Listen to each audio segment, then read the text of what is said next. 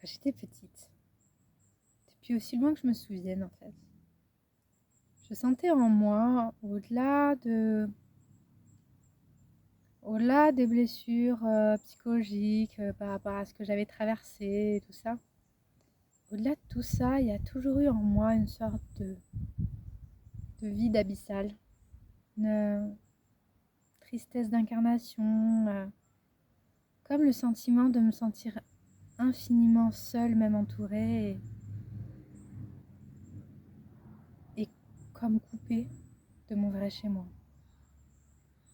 Si je vous parle de ça, bien sûr, c'est parce que je sais que ce n'est pas quelque chose que je suis la seule à vivre et je crois bien que c'est quelque chose au contraire d'extrêmement universel. Je pense qu'au fond de chaque être, il y a cette blessure très peu cicatrisée de coupure avec notre vraie source. De coupure entre ce que je crois être et mon véritable je suis en fait. En fait c'est ça. Et le monde d'où je viens, qui est un monde d'unité, enfin qui est l'unité primordiale en fait. La plupart des gens ne veulent pas ressentir cette douleur parce que c'est la plus terrible douleur qui soit.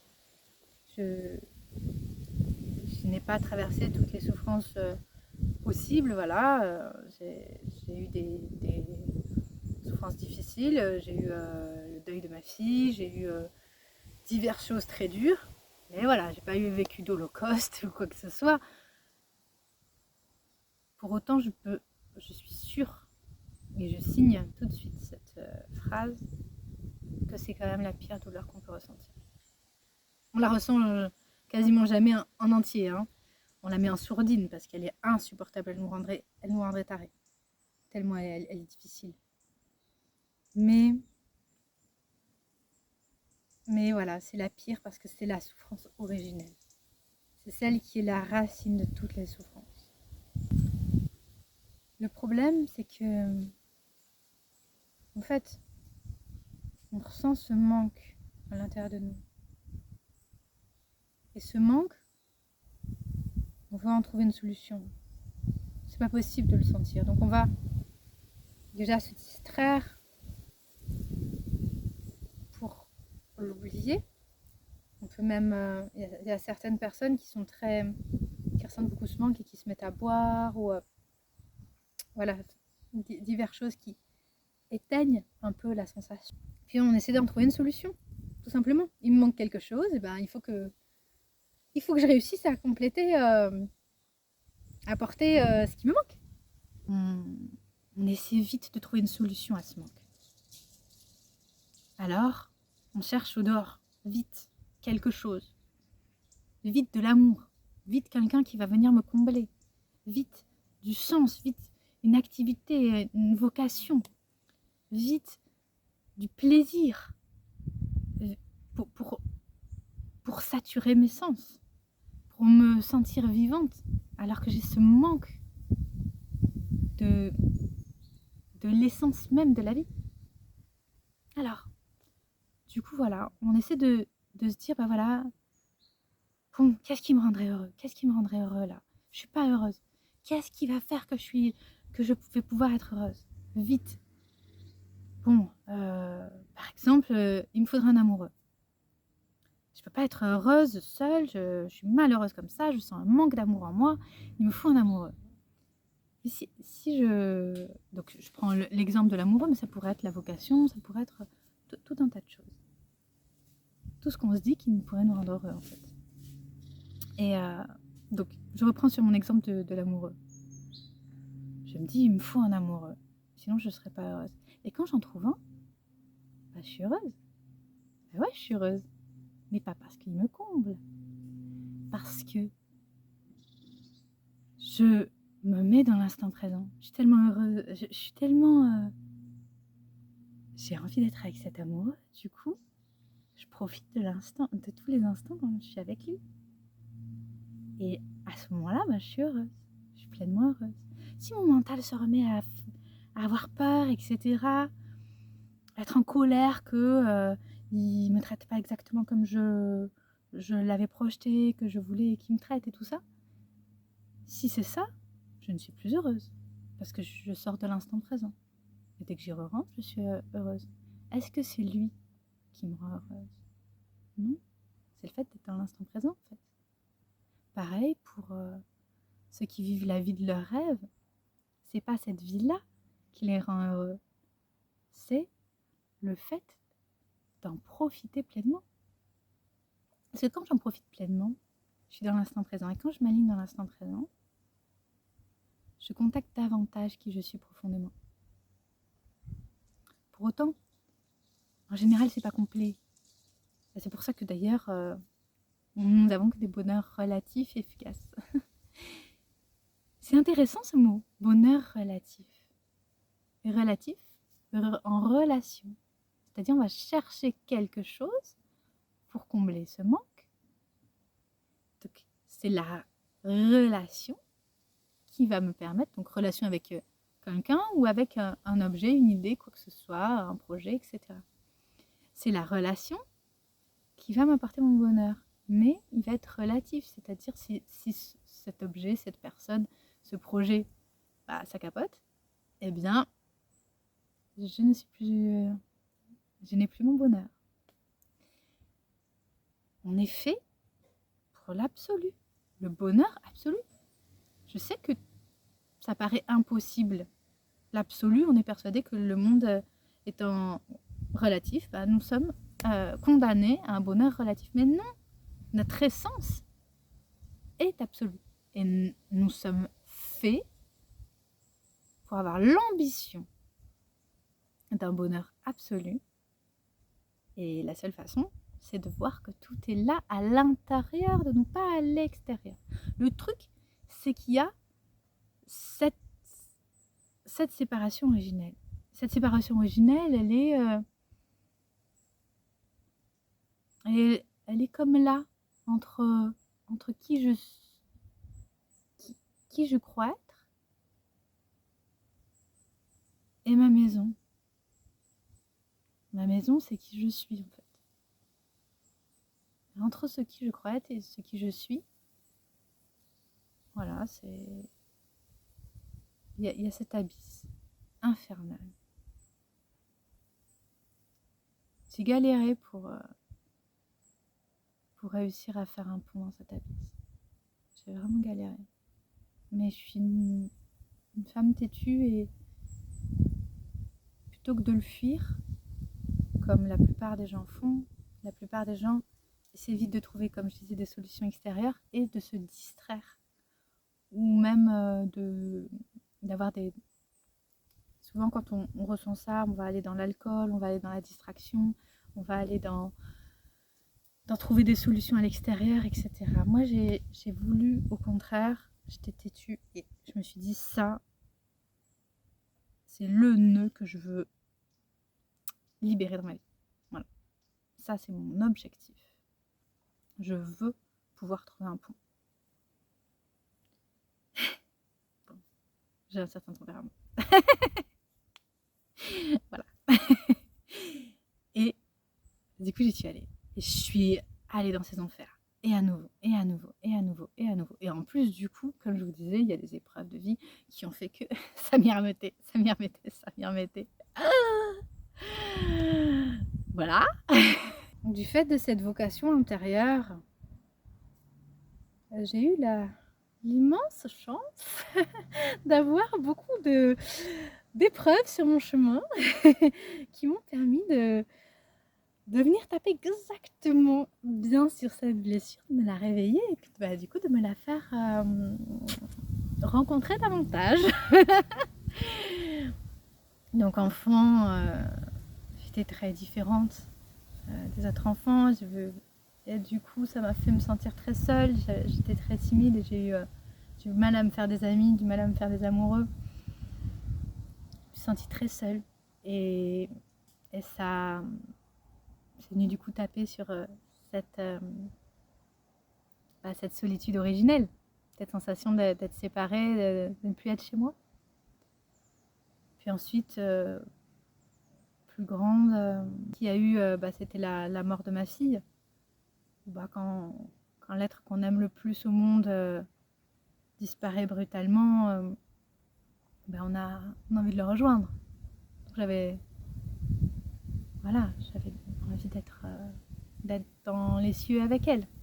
Donc du coup, ça venait taper sur le fait que je m'étais toujours sentie tomber des cieux et bloquée sur cette petite terre qui n'était pas mon vrai chez moi. Et là, ça venait mettre du jus de citron là-dessus, la mort de ma fille. Et du coup, ça m'a beaucoup demandé de travailler là-dessus. Peut-être même encore plus que vraiment juste sa mort. Après, j'ai eu plusieurs relations amoureuses ou fusionnelles où j'ai senti un certain sentiment d'unité, plus ou moins fort selon les relations et les moments. Et comme de par hasard, dans ces relations-là, après des grands moments d'unité, il y avait un rejet tout aussi grand de la part de l'autre. Ce qui fait que, pareil, j'avais l'impression qu'on m'arrachait cette unité relative touchée du doigt et du coup, ça remettait le jus de citron sur cette blessure. Donc ça c'est plutôt les épreuves qui m'ont aidée sur mon chemin à venir me mettre le nez dedans pour pouvoir mieux étudier et traverser cela. Et puis j'ai aussi beaucoup reçu d'expériences de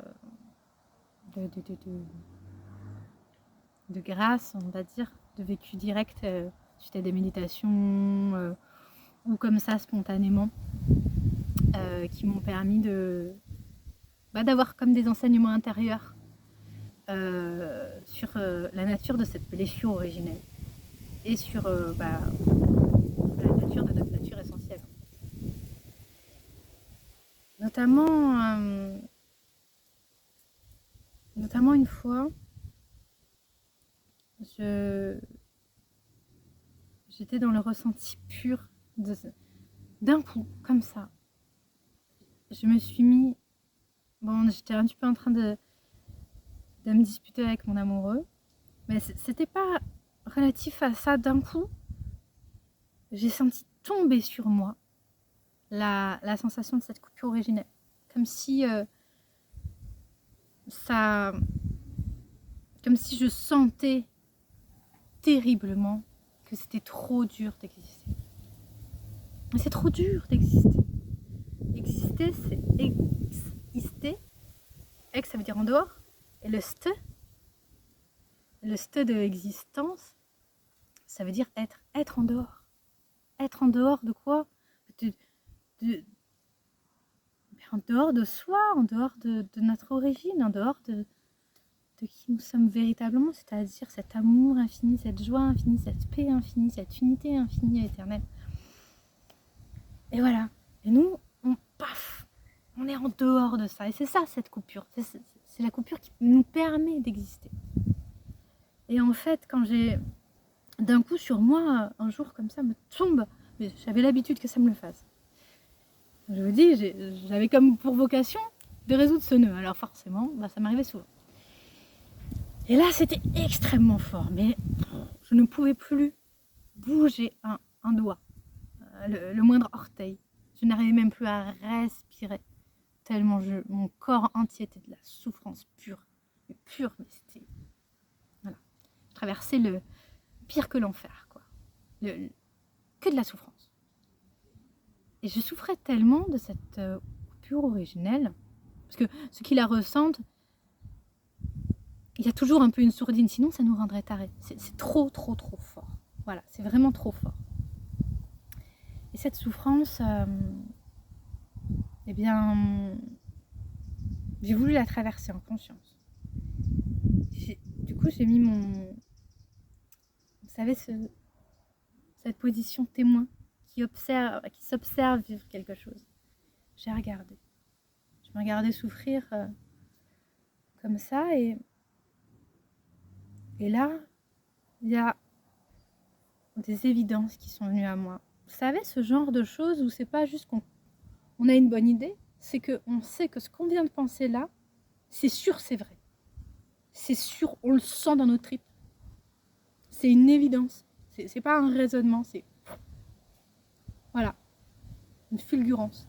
Et ça, je l'ai senti. J'ai senti que cette blessure originelle était là, finalement, comme un peu la seule vraie souffrance. Et que toutes les autres souffrances sont comme l'écho, la réverbération de ce cri originel. D'abord, ça commence par la tristesse.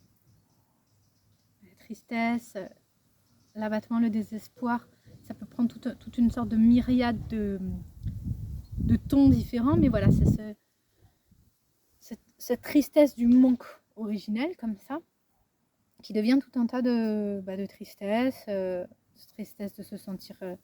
donc dans la matière, dans l'expérience de l'existence, ça peut ressembler à de la tristesse de se sentir seul, la tristesse de se sentir incapable, de sentir qu'il n'y a pas de sens dans ce que nous vivons, de se sentir que nous ne sommes pas ce que nous voudrions être, de se sentir rejeté, de se sentir humilié, etc. Tout ça, au fond du fond, si on y réfléchit, c'est uniquement possible parce que je suis en dehors de mon être véritable.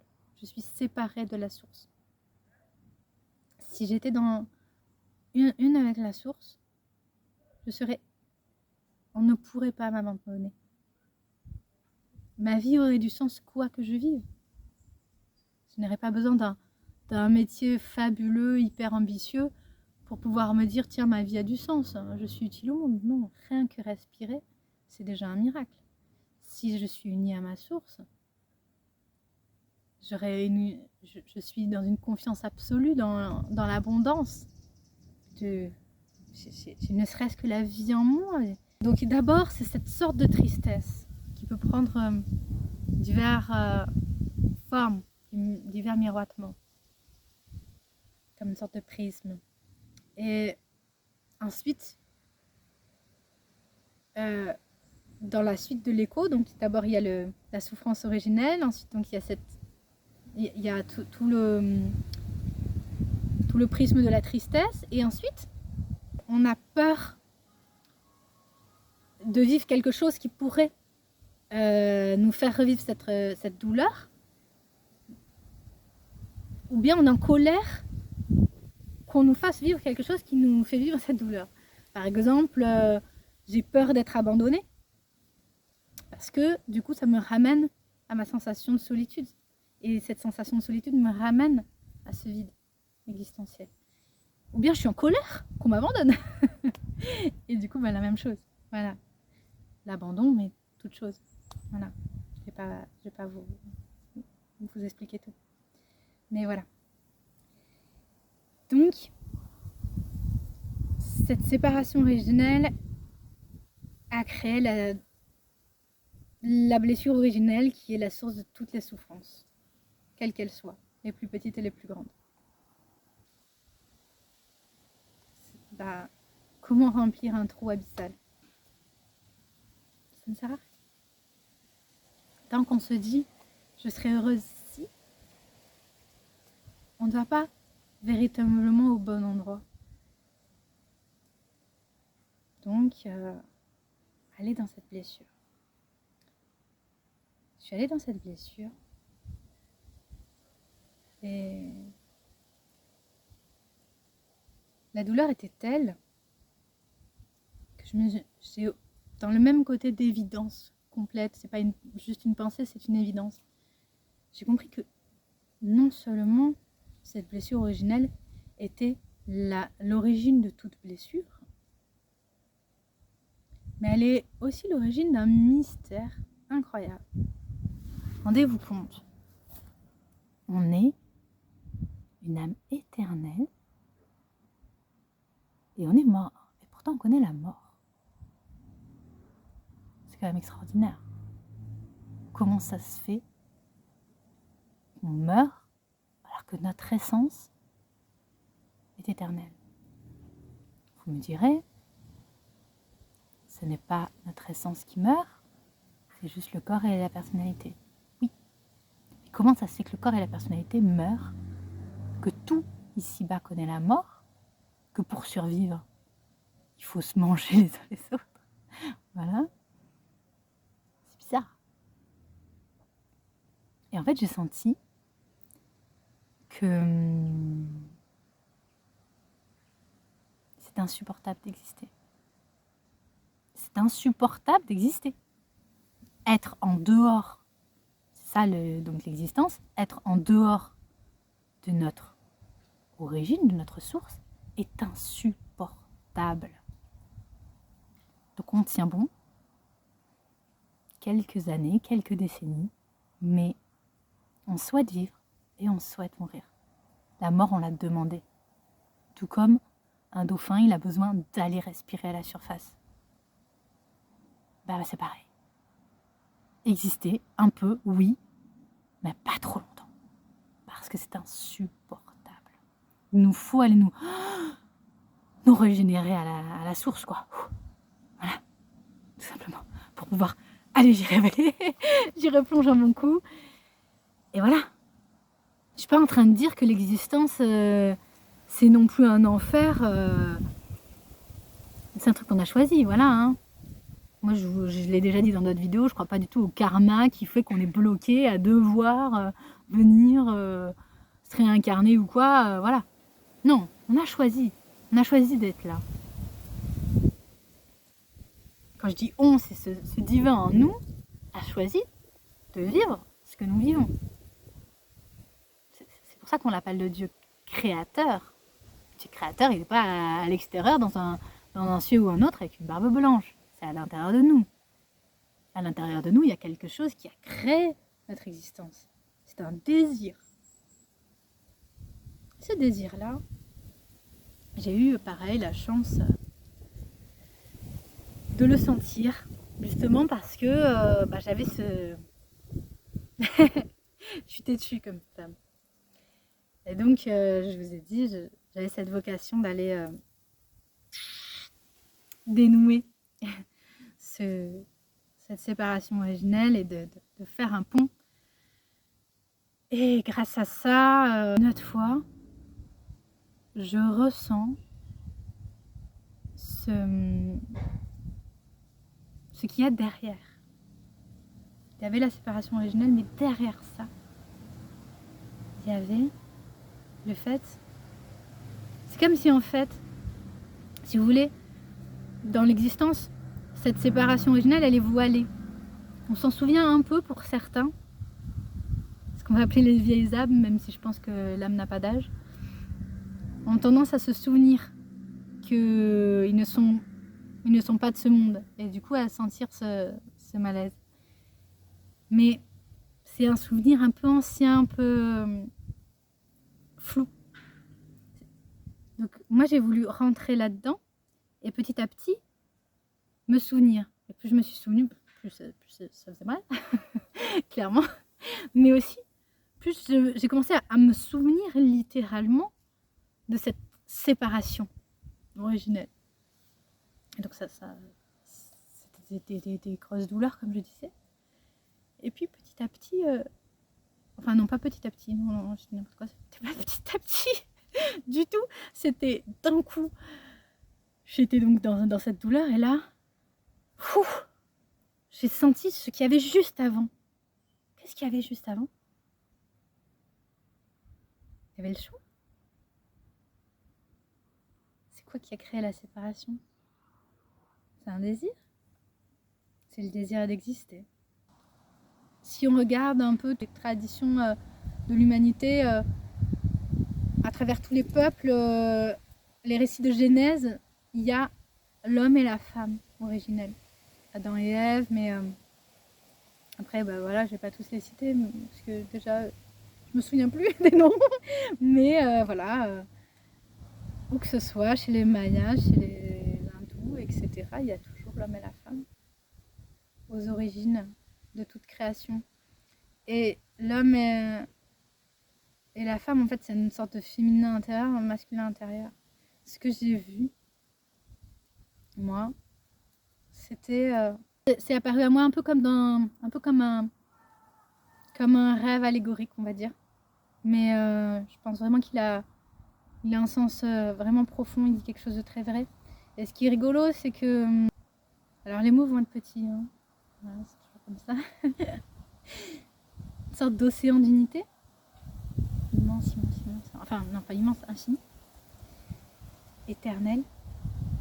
Où il y a donc l'amour infini, la joie infinie, la paix infinie, la force infinie et tout ça, comme je disais tout à l'heure.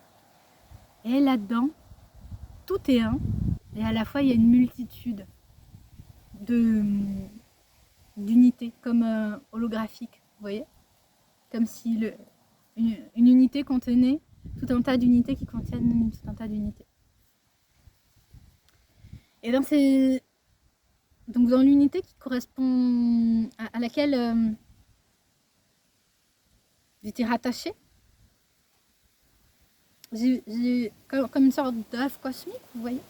J'ai senti ce féminin en moi, enfin pas en moi, j'ai senti comme un féminin, je le voyais comme une femme en fait, hein, comme une Ève, qui dans l'union éternelle avec son divin amant, eh bien, une idée a germé.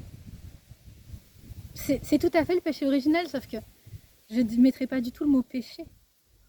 Une idée a germé, elle est terrible, mais elle est magnifique aussi.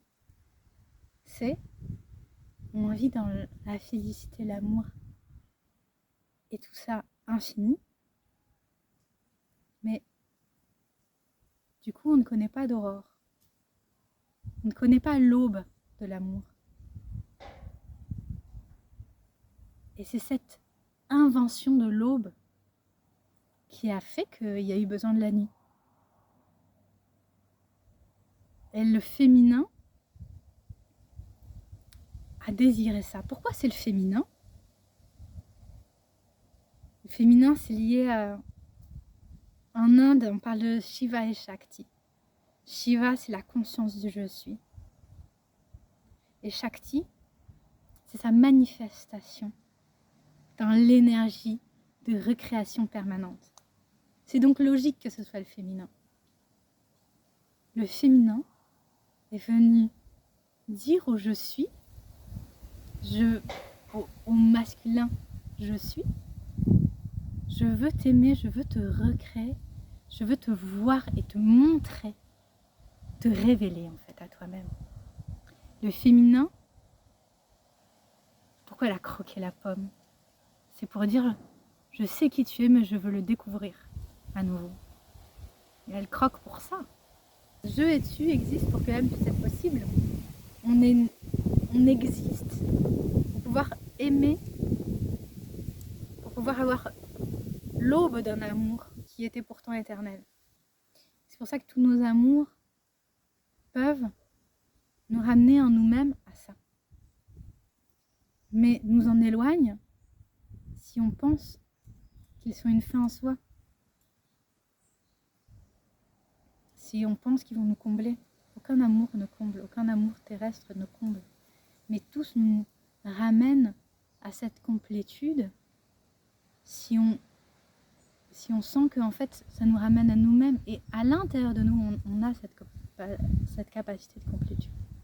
Et moi, je crois que ce pont sur les abysses, c'est de se souvenir que je suis exactement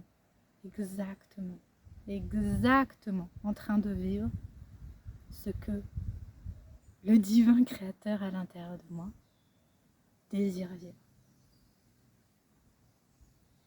Il n'y a rien qui me manque. Absolument rien.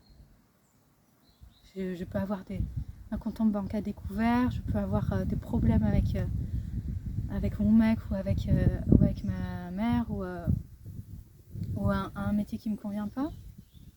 Mais à l'instant même, je suis juste en train d'explorer l'existence. C'est pas grave. Il n'y a pas de problème avec ça. J'ai désiré ça. Ça n'est pas créé par quelque chose d'autre, une sorte de Dieu ailleurs, ou bien juste un hasard scientifique ou je ne sais quoi. C'est mon être, mon être originel qui désire cette réalité-là. Et là, quand on sent ça, mais vraiment du fond de ses tripes, ben, en ce qui me concerne, c'est ça qui m'a permis de me sentir complète. Et de sentir que, en fait, cette blessure originelle, c'était qu'une illusion. Même si elle avait l'air très réelle, parce qu'elle faisait très mal, c'était qu'une illusion. Parce qu'on n'est absolument pas séparés de la source. On se baigne en permanence dedans. À un autre niveau de nous-mêmes, c'est tout. Nous sommes cela. Et en même temps, miracle des miracles, nous pouvons avoir une existence avec divers événements, des joies, des problèmes, des rebondissements.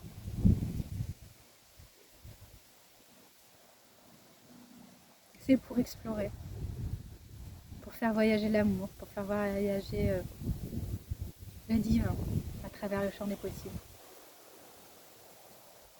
Voilà. Ben,